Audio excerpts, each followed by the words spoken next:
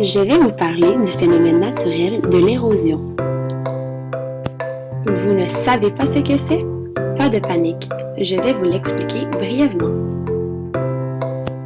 L'érosion est une transformation ou une usure des sols et des roches causée par des agents d'érosion. Je vais vous parler de deux agents d'érosion en particulier, l'eau et le vent.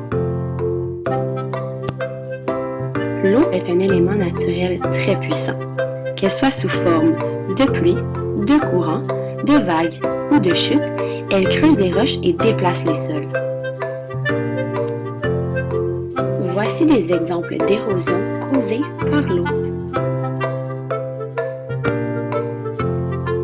Quant au vent, il souffle très fort et emporte les particules pour ensuite les déposer plus loin.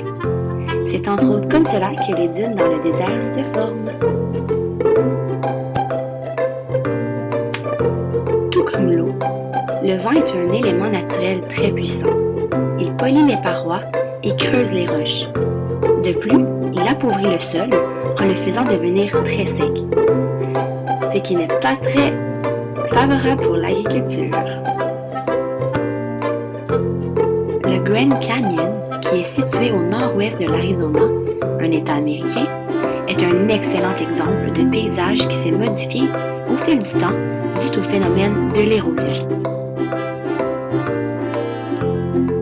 Voici une autre photo de cette merveille. Reconnaissez-vous un visage sur cette photo? Eh oui, c'est bien moi, parce que j'ai eu la chance d'y aller avec ma famille lorsque j'étais un peu plus vieille que vous, il y a déjà de cela bien longtemps. Pour conclure, ce phénomène naturel qu'est l'érosion ne crée pas seulement de beaux paysages, mais il a malheureusement des effets négatifs et peut être la cause de catastrophes naturelles comme des avalanches, des glissements de terrain, des famines et bien d'autres encore.